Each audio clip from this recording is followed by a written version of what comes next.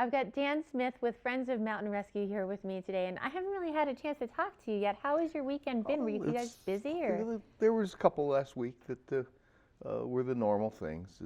The stuck snow machine, or the guy that breaks his leg skiing way out there, and those are just normal parts of the business. And the weather's nice, so I would assume that there's, a lot of people who are like, oh, let's go out in the backcountry and enjoy nature. And that's what we're all here for. And there's certain risks, and that's what we're here to mitigate. The people have to understand, though, that when you're in the backcountry and you're 10, 15, 20 miles in, no rescue team is going to show up within the next 10 minutes. Yeah. It's just not going to happen. You're on your own. You have to have gear. You have to have your brain turned on. You have to have some way to tell somebody that you're in trouble. And then you have to have the patience to wait, because we're going to be a while. And I feel like, this time of year, as things start to warm up, March is still one of our snowiest months, but I feel like conditions change so fast. Well, right now, avalanche danger is very, very low. Low does not mean no. And that's, yes, the board's green, a little sheet of paper, here's all nice green color.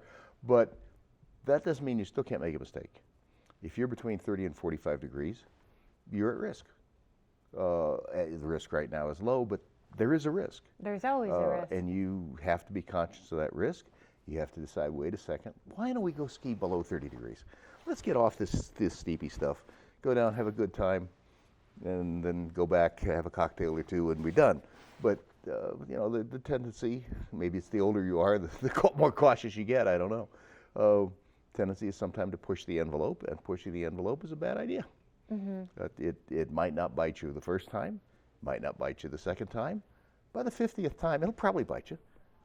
You have to be careful. You have to recognize there's a risk in anything we do in the backcountry, and part of that risk is rescue is a long way away. And you've got to be self-sufficient until the rescuers get there. Whether it's you and a partner, which is great, or you by yourself, which is stupid, but you still have to be able to take care of yourself. And something that we've talked about before that I think is always such a good point too, especially as we get to spring break and we've got so many visitors to our valley, is you can go out and do a guide service and do snowmobiling, but when you go and do those guide services, you still should bring a shovel with you, a beacon with you, just those basic tools, because they're not necessarily provided with the snowmobile. And I mean, if you get one stuck, and everybody that goes out gets stuck, I mean, this is just the nature of snow machining. If you don't have a shovel, trying to dig that thing out with your hands or maybe with a ski is not going to be real efficient. You're going to be there a long, long time. As wet as this snow is right now, it's very heavy. So a nice steel shovel is a good idea to have with you anytime you're in the backcountry. The beacon and probe, of course. Turned on brain, that's very helpful too. And snowshoes too. Yeah, snowshoes so you can get out. I don't know if anyone has tried to walk in the backcountry, but it is a pretty fast sinking, and it will tire you out. It's crazy how fast that will tire you out. Post-holing is just, if the snow is being kind to you, it's up to your knees. Yeah. If it's not being kind to you, it's above your knee.